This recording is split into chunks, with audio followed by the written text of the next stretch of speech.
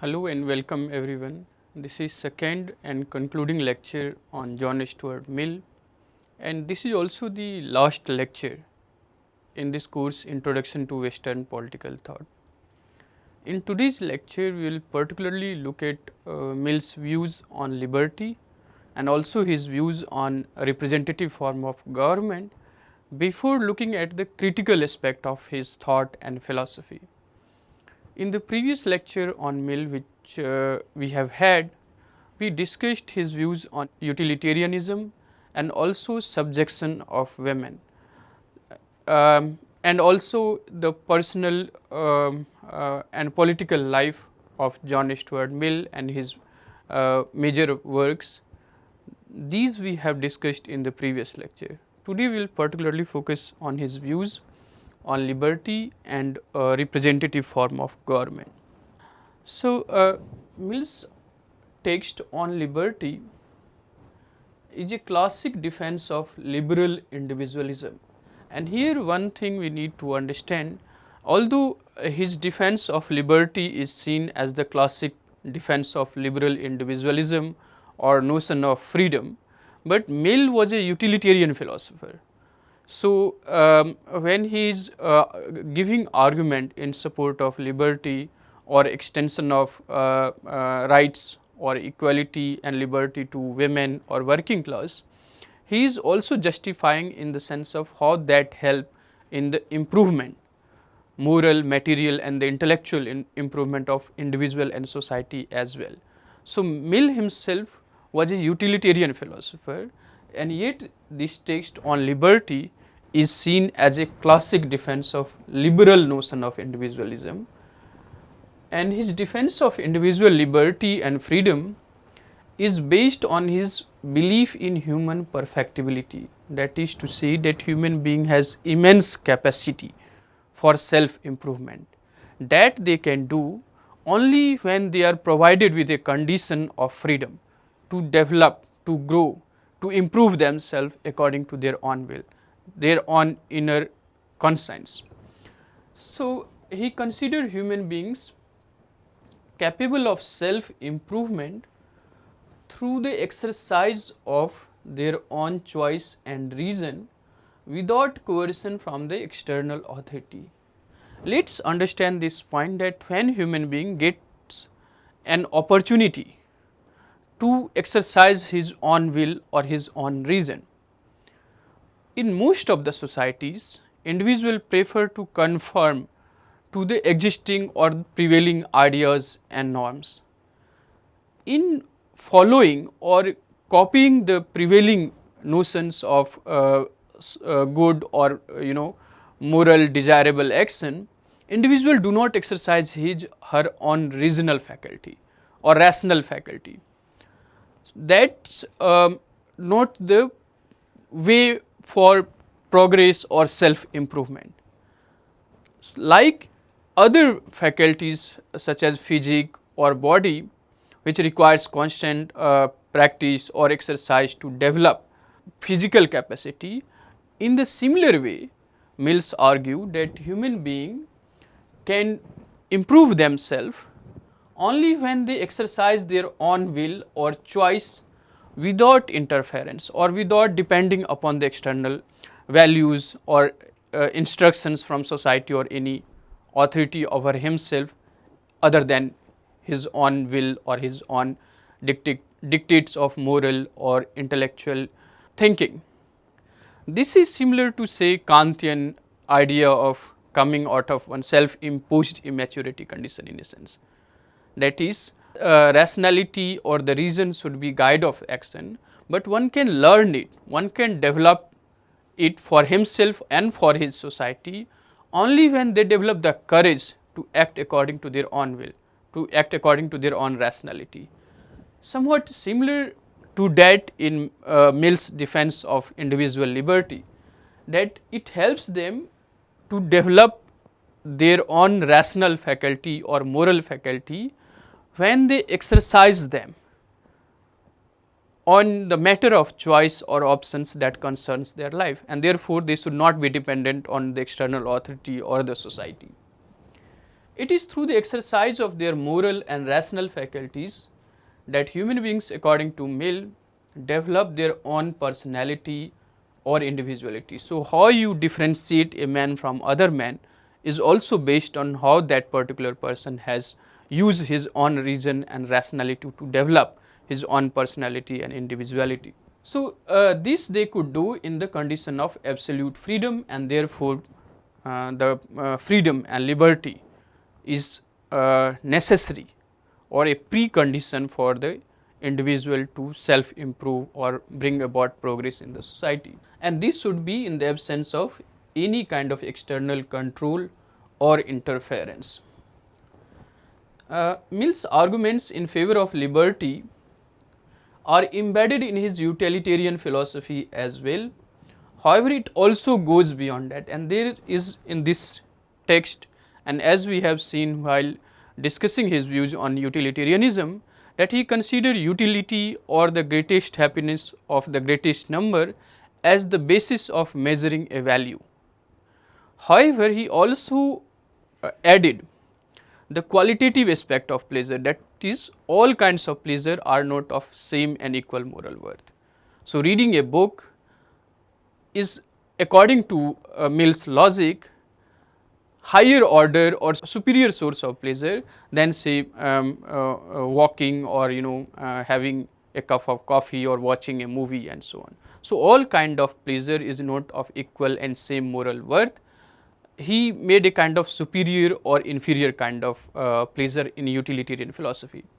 Similarly, in his argument on liberty, and later we will discuss his views on representative government, he continued to use the utility or the greatest happiness of the greatest number as the basis for assessing or measuring the value of liberty or representative government. Nonetheless, he also goes beyond that, and his defense of liberty is in a sense not confined to the utilitarian philosophy or the logic of utilitarian philosophy as well.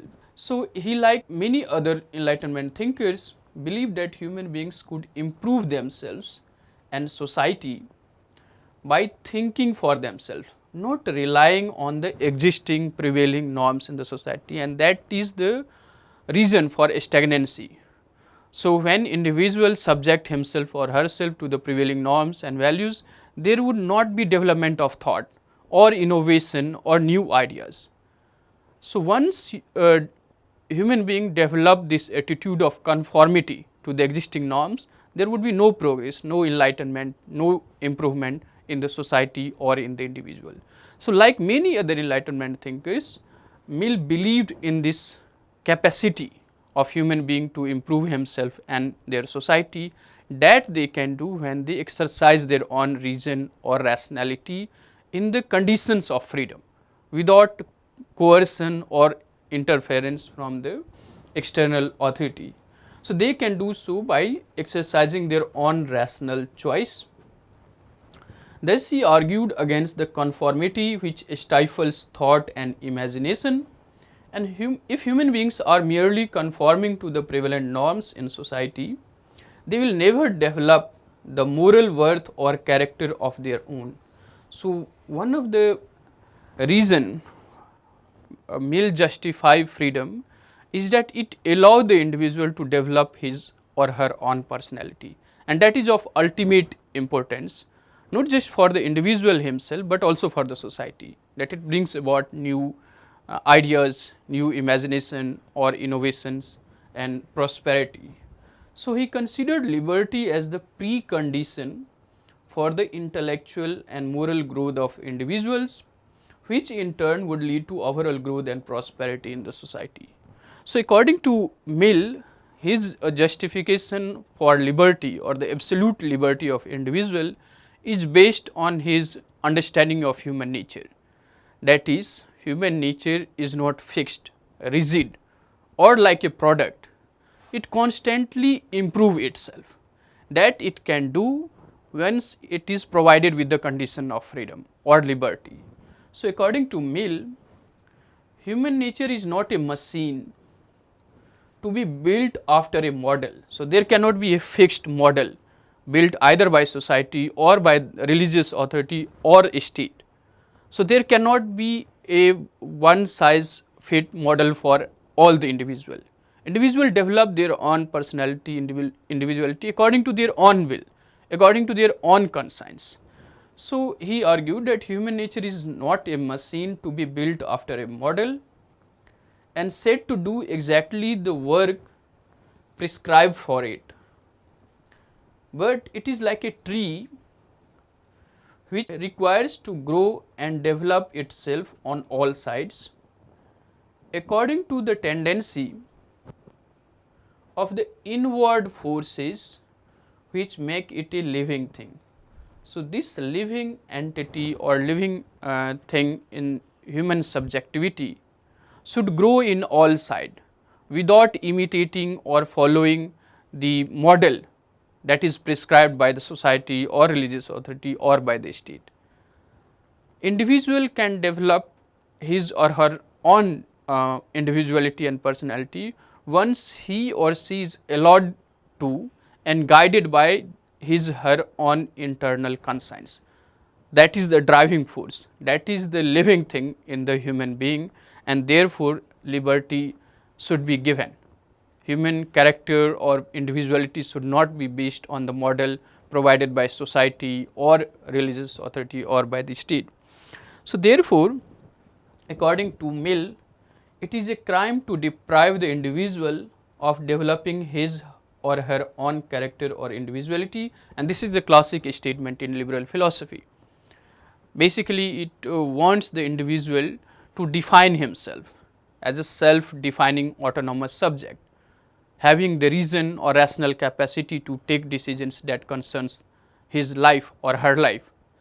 And on that basis, they also then justify the institution of free market, which determines the fair price or a worth of individual or real worth of individual or product. So Mill wanted such liberty to be extended to women and working class, which we have also discussed in the previous lecture. Now Mill also discussed different facets of liberty. So he talked about liberty of thought, speech and expression, which also includes publication, discussion or free debates or free speech, and also liberty to make choices and act accordingly on the matters concerning one's own life, and liberty to form associations. So basically, when Mills talk about liberty, he means three things.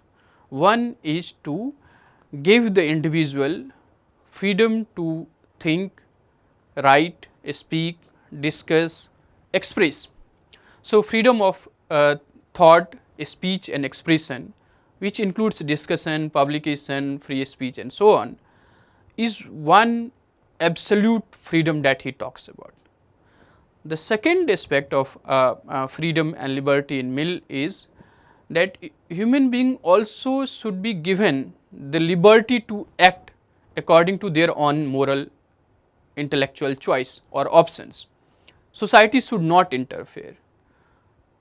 Only on the condition of harm principle, society can be justified to regulate or interfere in the affairs of individual against their own will to prevent him to harm others. Otherwise, individuals should be left free to take decisions or make choices about their own life. Society, authority or community have no business in the interference on the matters which concern his own life. And the third aspect of liberty is that individuals should be free to form association and then learn the civic and political values and how to behave responsibly in the representative government and how to hold the government accountable as a free equal citizen. So he argued for absolute freedom in matters of thought, speech and expression. So there should not be any regulation, any limit or any control on this aspect of liberty, that is freedom of thought. You should be free to think the way you want to think. State, society, community, religious authority should not tell you what you should think and what you should not think. And this thinking is the basis for all progress. When individual use his her own capacity to reason or rationality to arrive at certain understanding and then act accordingly. Now, on the acting part, there could be some regulation which Mills talked about in his argument of Harm's principle. But in terms of thinking, in terms of expressing the way you think, there should not be any limit, there should not be any control. It has to be absolute freedom of thought and expression. This could be best understood from this assertion by Mill, and this is the brilliant defense of individual liberty to think freely and express freely.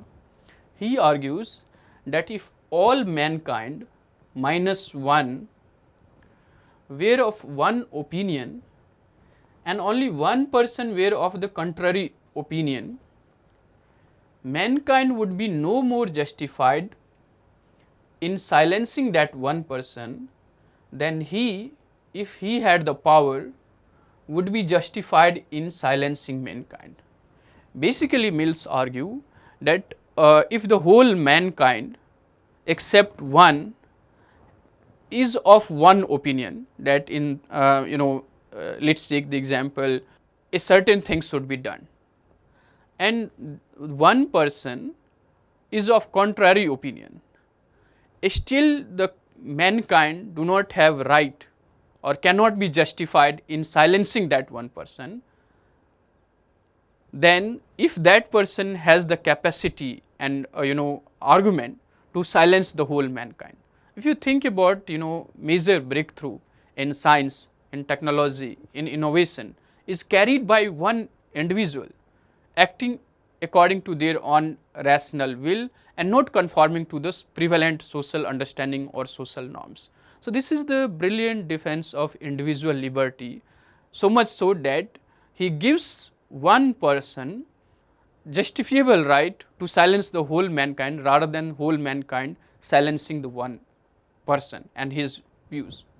And there is the utilitarian argument for such justification as well. So, Mill's defense of absolute freedom of thought, speech and expression is based on his philosophy of the multifaceted nature of the truth. So, basically truth is something which should guide our behavior. It should also guide the behavior of the state and the representative institution. But how do we come to know about truth? Can one person, one community, one section of the society claim that their understanding or their opinion is based on the totality of the truth? And what is this totality of truth? Can it be captured by the opinion of one person, one segment in the society, or it is the totality of opinions? Or it can be the opinion of one person as well. In the case of this argument, that one person, if he has the courage, can silence the whole mankind rather than whole mankind silencing his opinion. So, Mill argument or defense for the absolute freedom of speech, expression and thought is based on this idea of multifacetedness of the truth. So, all the opinion contain certain elements of truth, but none of them in isolation contain the totality of the truth. So, society as a whole develop their correct understanding or improve that understanding only when it allows all kind of opinion to be expressed freely, and that freedom of expression will allow the majority opinion or the prevalent opinion in any given point in any society to improve it further, or if it considers something as truth, to have more firm belief or trust in the prevalent norms. But if the prevalent norms are wrong, society would have the opportunity to correct itself, and that is possible when it allows absolute freedom of thought, speech and expression. So, believing in the fallible nature of human beings, that individually or in groups we may be wrong, our opinion may have certain elements of truth, but it may not have the other elements of truth. So, therefore, he wants all kind of opinion to be expressed recognizing that they may have certain elements of truth, but they cannot claim truth in the totality. It is constituted when all kind of opinion are expressed freely in the society. So, believing in this fallible nature of human beings and also their capacity for self improvement, both these things are something which is the basis for the justification for the absolute right of speech and expression. So, human beings are fallible, that means they may make mistakes, but they can also learn from the mistakes and improve themselves. That is possible when the ideas are freely expressed and exchanged in the society. So, individual moral rational faculty will improve, so will be the overall progress in the society or improvement in the society. So, Mill argued that no one opinion could see the truth in totality. Therefore, society would benefit if it allows all ideas and opinions to be freely expressed. Thus, what society holds as truth should be subjected to scrutiny by those having contrary opinion. So, even if some sacred or some sacrosanct beliefs and ideas to which majority in the society subscribe to, even those ideas should be subjected to the opinions of the contrary thinkers or those who have contrary opinions. Only when the opinions are freely exchanged or experimented, then we know the worth of an opinion, and if it satisfies the public scrutiny by those who are having contrary opinion, then our belief, our trust in that ideas grows. We mold our character according to that. But if the prevalent norms and the opinion in the society is wrong, we have the opportunity to improve it further by learning from the contrary opinion. So, he argues that if the opinion of the society is true, then trust in society's opinion becomes more firm and it would become a living truth capable of molding human character. However, if such an opinion of society is wrong, then society would have an opportunity to correct itself, and therefore freedom of speech and expression should be absolute without any regulation, without any limits whatsoever, according to John Stuart Mill. Regarding freedom to choose or act according to one's own choice or option, to make decisions about one's life, Mills argue that over himself, over his own body and mind, the individual is sovereign. So, he does not accept any authority on individual person, body or mind. In that sphere of life, he should be absolutely sovereign. There should not be interference or control by the external authority. However, make a distinction between the self-regarding action. When he talks about liberty of action, individuals are free to choose and opt for a particular course of action. Freedom there lies in giving the individual absolute freedom to make decisions on the matters that concern his own life. But on matters that may influence or that has influence on other lives, or it can harm the lives of others, then the society and external authority can interfere or control or limit the behavior of the individual or the action of individual. So, he make a distinction between self regarding and others regarding function. Mill does not want society or any other collectivity to interfere with an individual's self regarding function. So, on the matters that concern individual's own life, his own moral, intellectual choices, there should be absolutely no interference from the external authority. However, he argued that state or society or any external authority can regulate, can limit the actions of individual in a minimal way where individual actions can harm the other individuals. So, the sole end, he writes, for which mankind are warranted individually or collectively in interfering with the liberty of action of any of their member is the self-protection, the only purpose for which power can be rightfully exercised over any member of a civilized community against his will is to prevent harms to other, and this is also known as the harm principle in Mill's defense on liberty. His own good, either physical or moral, is not a sufficient warrant. So Mill argues that, say for instance, the society or any collective groups could not impose their ideas of good, morality or wise course of action on the individual against his her will. At the most they can persuade them, they try to convince them, but they must not impose their own idea of good, moral action or wise action on the individual against their will. They can do so only to prevent the individual from harming others. Otherwise, individuals should be left free in a civilized society where the organization of that society is based on the rational principle, belief in the individual rationality or individual capacity to self-improvement. They can do so when they are allowed to exercise their own rationality and not guided by the morality and norms in the society. If they do, then there is no progress, there is no improvement, there is no development in the rational or in the intellectual faculties of individual or the society.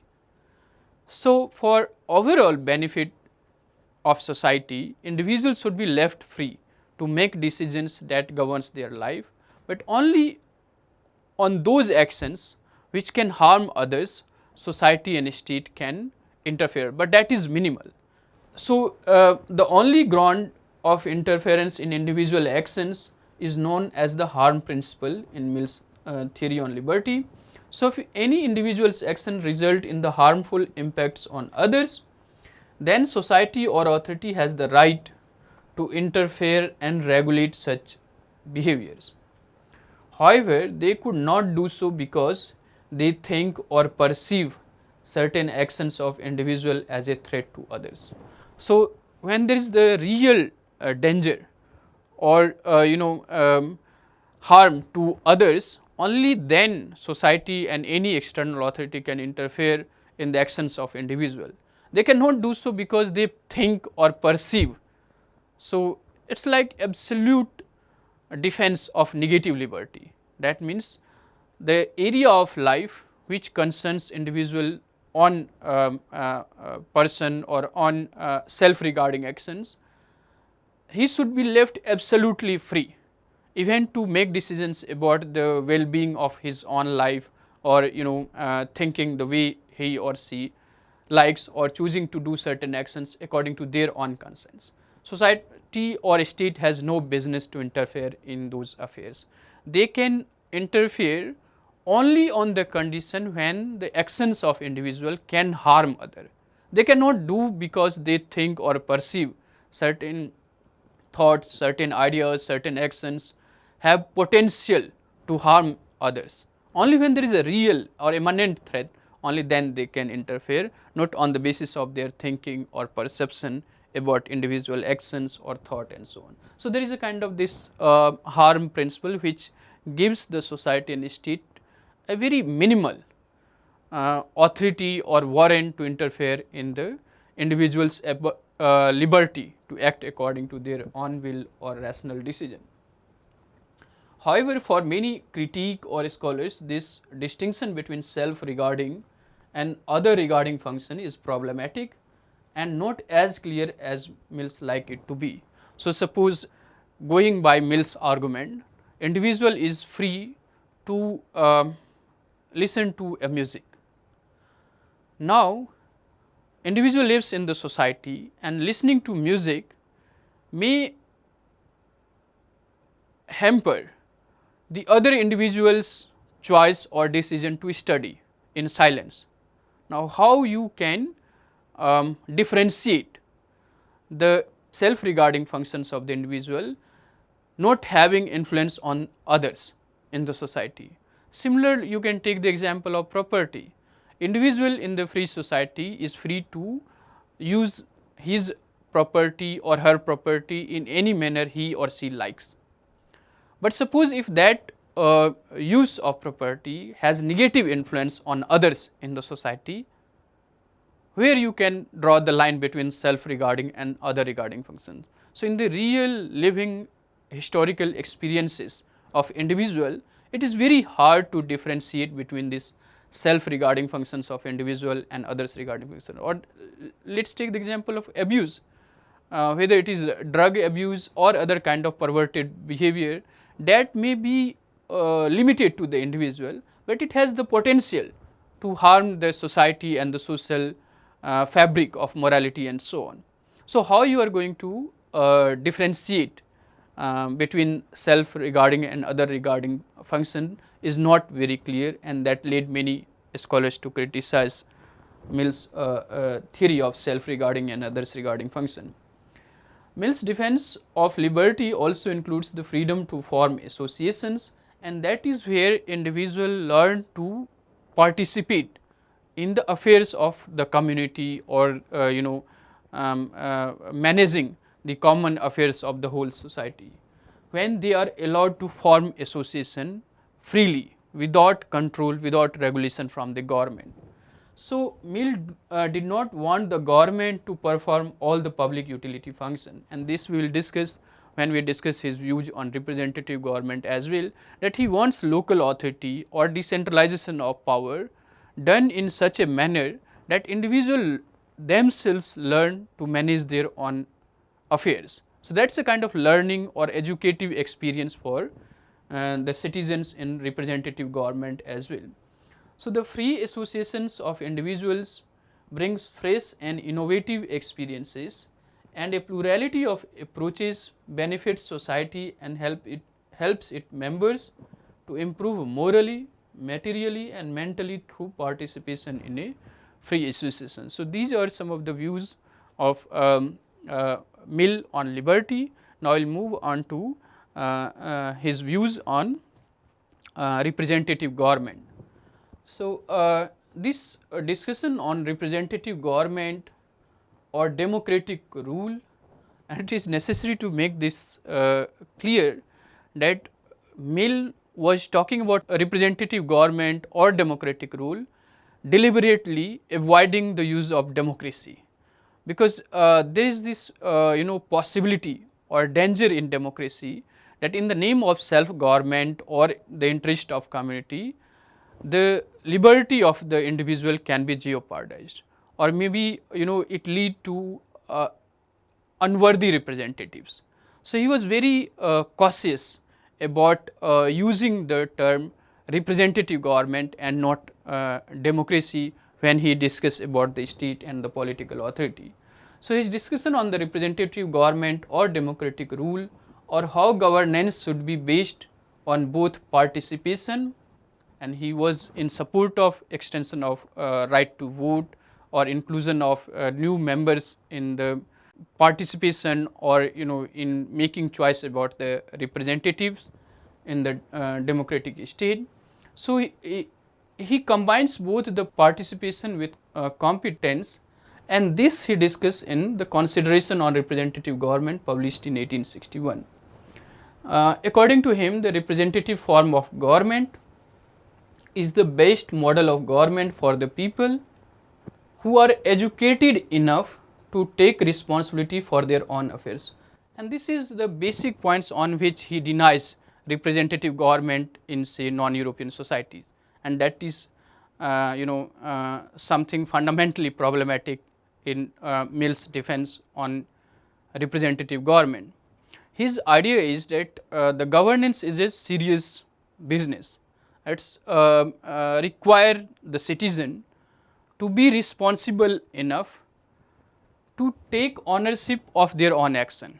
So, right to choose your representative and hold the representative accountable, that they act according to the laws, constitution, and do not use the power arbitrarily. You need the enlightened citizen or active citizen. So, therefore, he argues that representative form of government is best suitable or best form of government only for those people who are educated enough or rational enough to take responsibility of their own affairs. When they learn the capacity to manage their own collective affairs, only for them this form of government is suitable, and not for non-European societies whom he thought is not educated enough or rational enough to manage their own affairs. And that is similar to the prevalent imperialist view on civilization mission or white man burden to civilize the whole humanity and so on. So, here one also need to make this clear that he is also not in favor of direct democracy, that means people themselves governing, because representative government combine the participation with competence, that means those who are skilled or responsible in the business of governance, they are given the duty of say executive or implementation of policies and so on. And representative, according to Mill, like Edmund Burke and many other conservatives, knows what is best for the people. The participation of the people in the business of governance should be limited to elect worthy representative, and that should be based on the popular participation of the people. But the business of governance should be carried on by those who are competent enough to serve the interest of community or protect the interest of community. So, he thought that the executive should be chosen and accountable to the representative assembly, who are in turn chosen and answerable to the people themselves. So, there is a kind of election by the people of their representative, and representative in turn elect the executive body.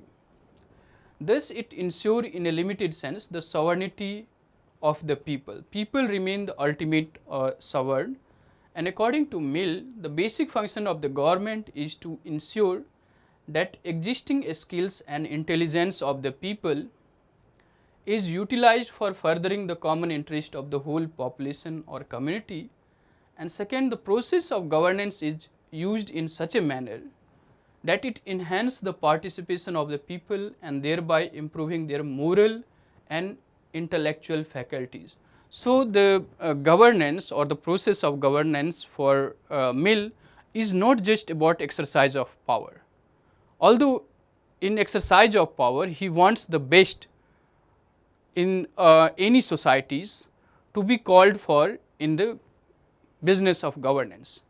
However, the whole process of governance should be done in such a manner that the citizen at large learn how to manage their common affairs or the collective affairs, and in that sense it is a kind of a public education for the citizens.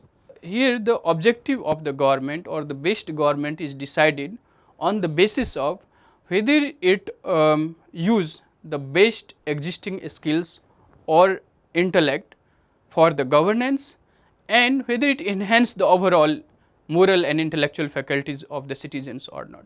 So, that should be the two basic criteria for deciding the nature of a government. And in modern times he considered representative form of government is most suitable for that, not despotic form of government or authoritarian government. So, a representative form of government according to Mill is a model for educating citizens in managing the common affairs of the community. However, Mill was very apprehensive of democratic and representative government, although like Tocqueville, who wrote Democracy in America in 2 volumes, this is the classic work on the functioning of modern democracy and also the danger of democracy. So, there is so much focus on equality according to Tocqueville when he studied democracy and its functioning in America, that it may jeopardize the individual liberty. Similarly, Mill also recognized that is recognized the danger or threat to individual liberty that is inherent in democracy. So, like Tocqueville, Mill also considered democracy indispensable. However, he also thought it could jeopardize the liberty or freedom of the individuals. Mill argued that in comparison to despotism, there is a greater threat to an individual's liberty in a democracy.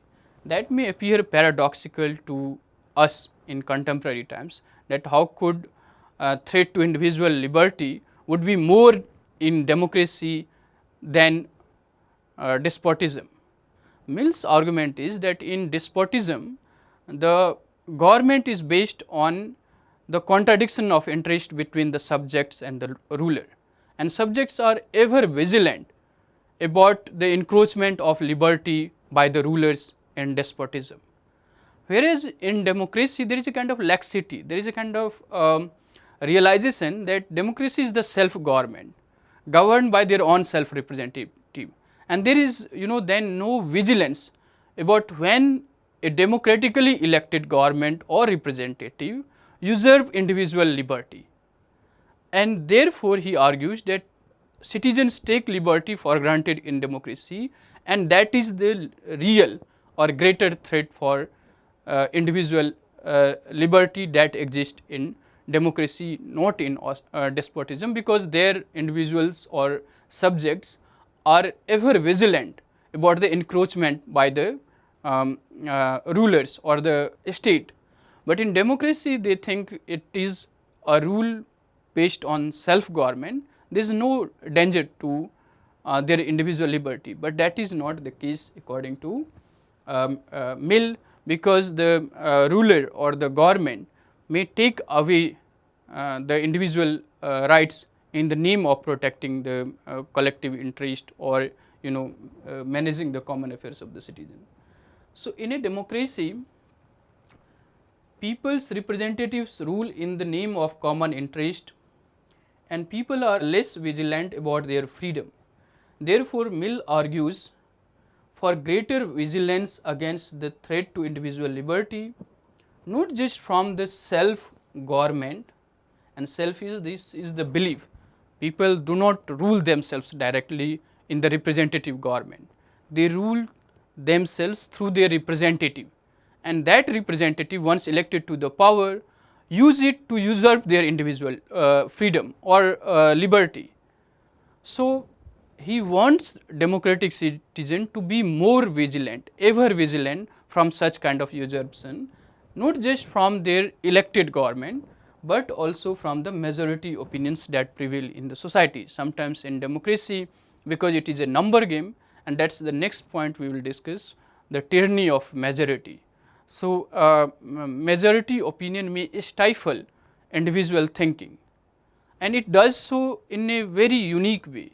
So, unlike authoritarian and despotic rule, where there is the excessive use of violence or physical force to stifle dissenting opinion, in democracy, in the formal sense, everyone is allowed to express his opinion. However, there is the possibilities or danger that somebody, because of their opinion, may not be given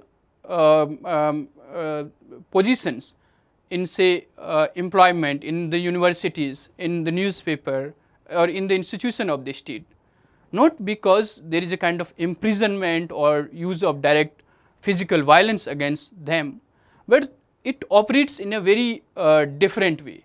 So, he wants the individual in the democratic government to be more vigilant, not just against their own government, but also about the majority opinions that prevail in the society. And the overall purpose for democratic elected representative government for Mill is the improvement of the society, prosperity of the society, and improvement of individuals' rational and moral faculties.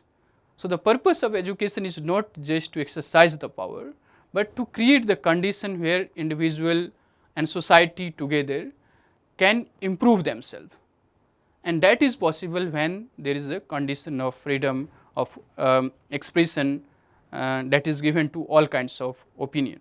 So, like Tocqueville, Mills thus recognized the dangers of democracy or dangers that exist in democracy, and Mill was equally aware of the threat of the tyranny of majority or majority opinions or numbers. So, the basically the representative government functions on the principle of number. Those who are in the majority are called to rule, those are in the minority, they are in the opposition, or they do not exercise power. It may create the condition of tyranny, which is ever present in a democracy or representative government, and it could be a threat to any dissenting or contrary opinion, because those who are in the majority think what they think and what is their opinion is right or only truth. And as we have discussed, that no sections, no group in the society can claim totality of the truth. All shades of opinion contain elements of truth, and once those are allowed to be expressed freely or represented in the assembly of representatives, then only we get to know what is the correct view and what should be the course of action for the state or society as a whole. However, because representative government is based on numbers, it may lead to the tyranny of majority, where minority opinion or dissenting opinion or contrary opinions may not be allowed, not using the direct force, but in certain other ways, like not giving the scope of dissenters in say employment or in the institution of the state, in the university, in the medias and so on. And that way the individual have formal freedom, but they cannot actually realize it, and that tyranny of majority is something which make Mills uncomfortable with democracy and a representative form of government. Therefore, he argued that all opinions, including the minority opinions, should be not just allowed to be expressed freely, but they should have the sufficient representation in the representative assembly. So, the representatives of people should be elected in a manner where they represent all opinions, all shades of opinion in the society, and it benefits in formulating policy or in governing the state and bringing about overall improvement in the society and prosperity in the society. So, he does not want just minority or contrary or dissenting opinions should be allowed to be expressed, but they should also have or given representation in the representative assembly. And to avoid the tyranny of majority and ensure the representation of all shades of opinion, including the minority opinion, Mill therefore supported the proportional system of election, which allow all shades of opinion to be represented and not just simple majority or first past the post system. He also wanted that voting should be extended to all except infirm, illiterates, criminals and those who are dependent on state's welfare programs for their survival. Everyone should be given the right to participate through their vote, and voting is a responsible act according to Mill. So, the first principle for representative government is people are educated enough, rational enough to take responsibility about their action, take responsibility for managing the common affairs of their own society through their representative. So, right to vote is a responsible act in a representative government according to Mill. However, Mill also realized that the widening of participation could also lead to election of incompetent or unworthy representatives. So, it is possible when you extend the right to vote, and there will be a kind of a possibility of electing the unworthy representative or incompetent representative who do not know what is the interest of the community and how to serve for protecting or enhancing the interest of the community. And this danger is realized by Tocqueville also, where there is a kind of aristocratic nostalgia about the past, where the public representatives were seen as elected by the people, but having freedom on their own to decide what is good for the community. Whereas, with the widening of participation, there is a danger that in the name of public interest or common interest, representative may further their personal interest or the interest of a section of their society. Now, to prevent them, Mill argued for a kind of plural voting, that is, the weightage of an individual's vote should be dependent on his or her educational attainments and skills. So, he argued that there should be a graduated scale of educational attainments, awarding at the bottom 1 vote, 1 additional vote to a skilled laborers and 2 to a foreman, and at the top as many as 5 to professional men, writers and artists, public functionaries, university graduates and members of the learned society. So, in other words, Mill does not make this argument that all votes are equal and all votes should be given equal worth in the society. He wanted that there should be a kind of graded weightage for individuals' vote depending upon his her educational attainments and public skills. So, from a worker to a professor or a graduate from the university, they should not all be ranked as of equal moral or intellectual worth, and that would in a way combine then the broadening of participation with competence. Those who have the capability and competence to rule are called for the governing. So, this will combine the value of participation with the value of competence in his description of functioning of representative government. He was also a supporter of decentralization and devolution of power to the local bodies in which citizens could directly participate to manage the local affairs.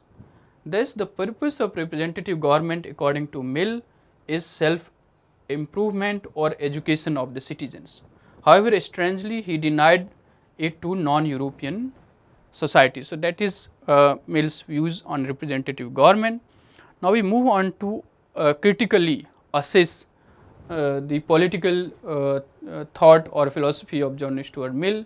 His major contribution to the history of Western political thought, as we have discussed, is the classic defense of individual liberty, and he was also a great supporter of free trade and market, and argued that freedom of thought and expression together with freedom of actions and association would lead to overall progress in society, and his justifications for absolute freedom of individual are based on his faith in the limitless scope of improvement for both individuals and society. So, as we have discussed that human nature should be allowed to grow according to their own individual will or conscience, and there is the infinite possibilities of growth and self improvement. So, on the basis of that, he justified that individuals should have absolute freedom to make decisions about matters which concern their own personal life. However, there are many inconsistencies in Mill's philosophy. First, his justifications for utilitarian philosophy are not entirely convincing. So, as we have discussed that for many conservative or other traditions of philosopher or scholars, utilitarian philosophy is fit for the swine or pig, not for the human being as a moral, ethical, rational agent. That is, they do not perform action merely for their pleasure or satisfying their pleasure. They perform certain actions with a sense of moral obligation or a sense of duty that is not entirely governed by their urge for satisfaction. So, Mill is trying to justify utilitarian philosophy and rescuing it from such critique by providing it a moral and ethical foundation, by making a distinction between quantitative pleasure or qualitative pleasure, or higher order pleasure or lower order pleasure. However, his arguments in favor of liberty or for women's right or representative government is based on utilitarian philosophy, and that is not entirely consistent and convincing. So, he tried to rescue utilitarianism by providing a qualitative aspect to the quantitative measurement of pleasure or happiness. He accepted utility or the principle of the greatest happiness of the greatest number as the sound principle of measuring the value of any action or policy. Similarly, his views on higher and lower order pleasure are unsustainable precisely because who gets to decide which kind of pleasure are morally or qualitatively superior to other pleasures. So, following the logic of his views on liberty, one can argue that how to know which kind of pleasure is higher and which kind of pleasure is inferior, and that is something which cannot be entirely decided by the individual. And if individual decides, then how do you know that it should be uniform for all the individual, that certain actions are morally superior to other actions. Mill's argument in favor of the extension of equality and liberty to women and the working class is although consistent with the logic of his defense of individual liberty, and this is true to liberal philosophy, that the rights or the freedom that you want for yourself, you have the moral obligation to extend it for the others. So, even those who are of the contrary opinions of your own, you should give him or her as much freedom as you want for yourself. So, that is a kind of moral obligation in the liberal society, where you fight for defending your right. At the same time, you have the obligation to extend these rights to those who are having the contrary opinion, and that is how society progress and move from one stage to other. So, his argument in favor of extension of rights, equality, liberty to women or working class is inconsistent with the logic that he gives on liberty. However, he did not take them to their logical conclusions. For instance, feminist scholars like Susan Moller-Okin in Women in Western Political Thought and many other feminist scholars, while acknowledging the contribution of Mills in defense of women's rights, also question him for taking the bourgeois family as a model. So, he does not really alter the role of men and women in the family, and accepted the traditional division of labor, and he failed to question the institutionalization of male privilege in the traditional family.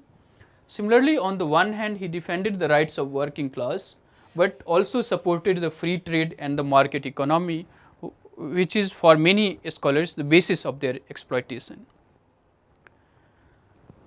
In his defense of individual liberty as to act according to one's own will or notion of good, without any interference from the society, Mills makes a distinction between self-regarding and others-regarding functions, which for many scholars are problematic and not entirely consistent.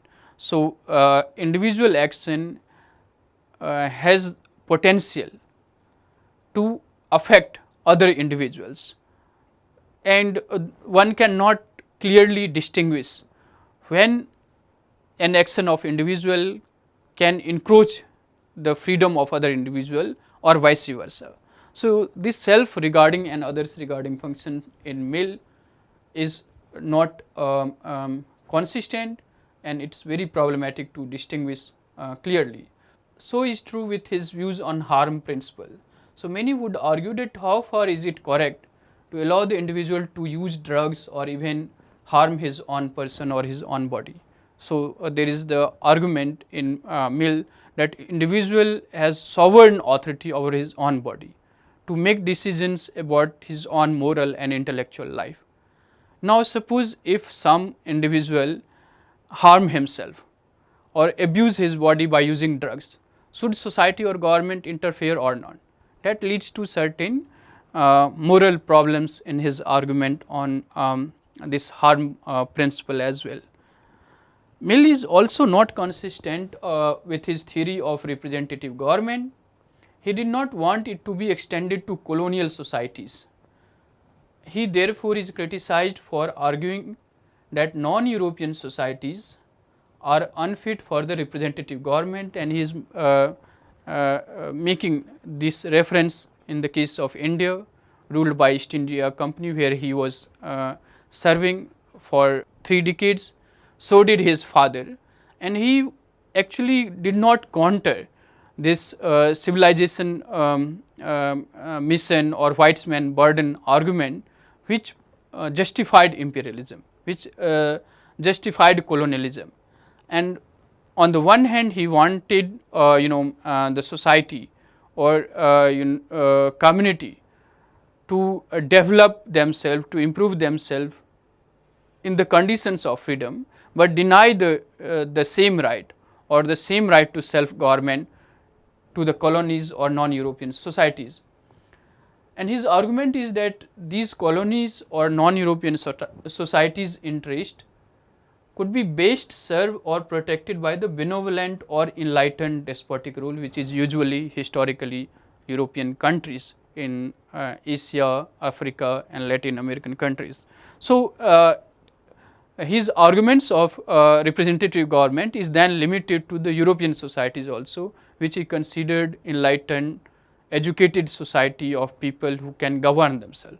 But non-European societies are not fit to govern themselves, and therefore this would be subjected to the benevolent or enlightened despotic rule, which he detested for the European people, and that is the big consistencies and criticism against Mill's argument on representative government. He considered the representative form of government as the best form of government, which could help in improving the moral, intellectual and material conditions of citizens. However, he was very apprehensive about the usurpation of individual liberty in a democracy. He not only combined the demand for participation with competence, but also advocated plural voting, that is, more weightage to the educated and skilled citizens.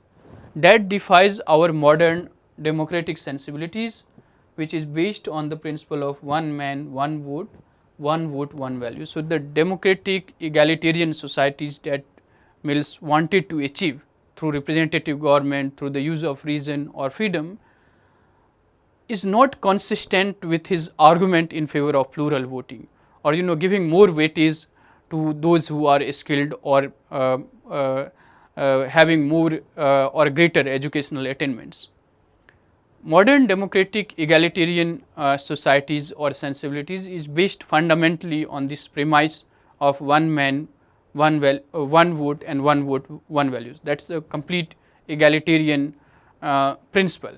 However, Mill saw in them the danger for electing unworthy or incompetent representative, and this is somewhat true in modern context as well. If you look at the public representatives and their behaviors, their speeches and their participation, you will feel that they do not truly represent their constituencies or the will of their constituencies, and therefore, the cautious approach that is there in Mill towards democracy or representative form of government is still relevant, especially in the context of rising populism and authoritarianism in many modern liberal democracies. So, you can think of different modern liberal states and their leaders and representatives. You get to know that their views are not entirely consistent with the democratic or the constitutional ideals of their countries, and therefore,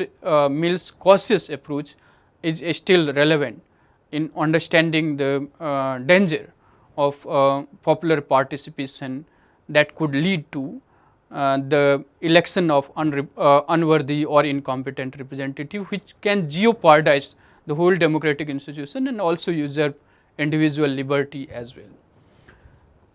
Similarly, his views on individuality and liberty have inspired many philosophers like John Rawls and Robert Nozick.